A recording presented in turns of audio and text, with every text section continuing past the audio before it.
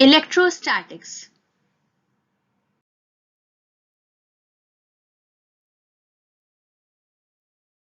In today's lecture, we will study about electric charge and its unit, quantization of charge, conservation of electric charge, Coulomb's law, limitations or significance of Coulomb's law, principle of superposition, electric field, and properties of electric lines of forces. Unit of electric charge. Unit of electric charge is Coulomb.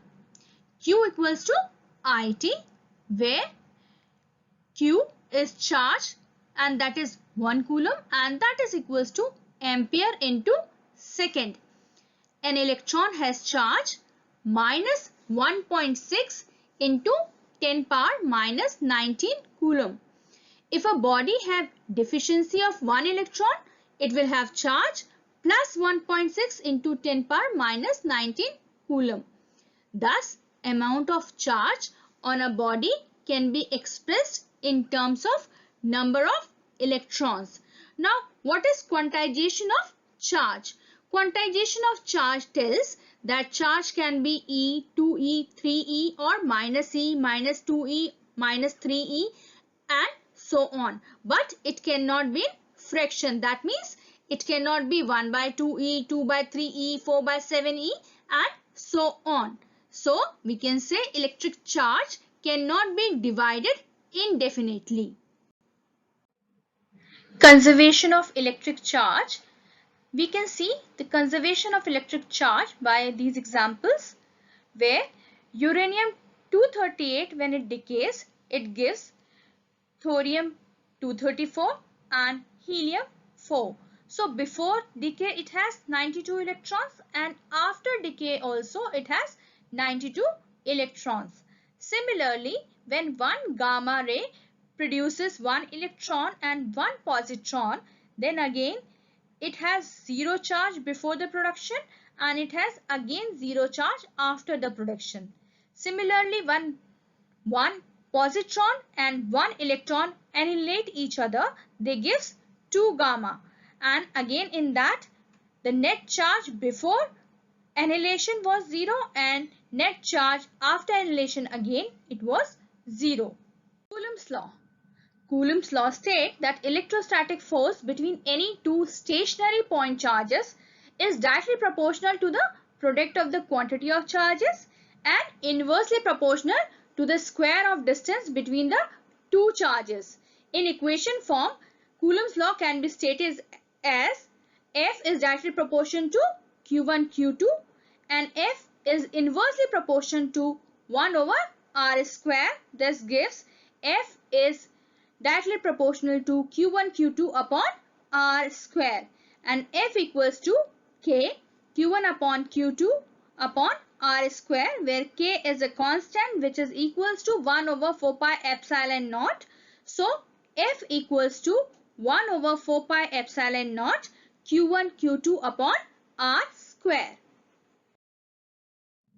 Now Coulomb's law in vector form. From the figure we can see that vector R12 is equals to vector R2 minus vector R1 and modulus of vector R12 equals to modulus of vector R2 minus vector R1. According to Coulomb's law, electric force on charge Q2 due to charge Q1, F21 equals to 1 over 4 pi epsilon naught Q1 Q2 unit vector R12 upon modulus vector R21 square. Here unit vector R21 is a unit vector moving from Q1 to Q2. Then vector F21 equals to 1 over 4 pi epsilon naught Q1 Q2 vector R12 upon modulus vector R21 cube, or vector F21 equals to 1 over 4 pi epsilon naught Q1 Q2 vector R2 minus vector r1 upon modulus vector r2 minus vector r1 cube. And this is equation 1. Similarly, electric force on charge q1 due to charge q2 vector F12 equals to 1 over 4 pi epsilon naught q1 q2 vector R21 upon modulus vector R12 cube. Here vector R21 moves from q2 to q1. Then vector F12 equals to 1 over 4 pi epsilon naught q1 q2 vector R1 minus vector R2 upon modulus vector R2 minus vector R1 cube. Since unit vector R12 and unit vector R21 are opposite unit vector, thus vector F21 equals to minus vector F12. So we get to know that force acting due to two charges are equal in magnitude but opposite in direction, whatever kind of charges they may. Thus, Coulomb's law is in accordance with Newton's third law of motion. Force is in direction of the line joining the charges. Thus, constant electric force is central force. Limitations or significance of Coulomb's law. This law holds only for stationary charges. The force between the moving charges is obtained by other laws. Coulomb's law is true only for point charges. So we can say that it is only for stationary charges and it is only true for point charges. The force acting between the 2 point charges is unaffected by the presence of other charges in their vicinity. And Coulomb's law is true for the distances between the point charges ranging from the order of kilometer to 10 power minus 15 meter. That is, it is a long range force. Fifth, this law is based on experimental results. Principle of superposition. When more than two charges are present, Coulomb's law holds for every pair of charges.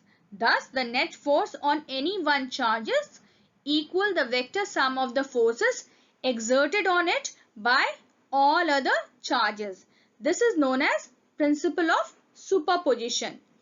If there are three charges Q1, Q2 and Q3, then the force on Q1 due to Q2 and Q3 will be vector F1 equals to vector F13 plus vector F12, where vector F12 is the force on Q1 due to Q2 and vector F13 that of due to Q3.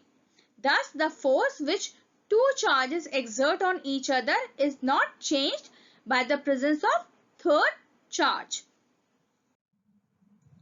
Electric field. The space around the charge where other charge experience the force of attraction or repulsion is known as electric field of that charge. Electric field intensity. Electric field intensity E is equals to vector F upon Q naught. And from Coulomb's law, vector F equals to 1 over 4 pi epsilon naught Q naught upon R square into unit vector R. And vector F upon Q naught equals to 1 over 4 pi epsilon naught Q upon R square into unit vector R, where Q naught is a test charge. So vector E equals to vector F upon Q naught equals to 1 over 4 pi epsilon naught Q upon R square into unit vector R. And unit of electric field vector E equals to Newton per Coulomb. Electric lines of forces. Now the properties of electric lines of forces. The electric lines of forces appear to start from positive charge N to end on negative charge.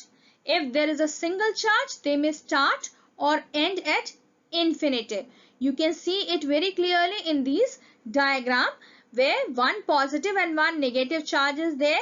Then from the positive charge it is going out, and from the negative charge you can say the line of forces are coming in. And when one positive and one negative charge is there, then these lines are starting from the positive charge and it is ending up into the negative charge. While when the two positive charges are close by, then they feel repulsion and the line of force is starting from the positive charge, but they are going away from each charges. The further properties of electric lines of forces. The tangent drawn at any point on the line of force gives the direction of the force acting on a positive charge at that point. No two electric lines of forces can intersect each other, because if they do so, then two tangents can be drawn at the point of intersection, which would mean two directions of electric field intensity at one point, which is impossible. The electric lines of force do not pass through a conductor because electric field inside a conductor is zero.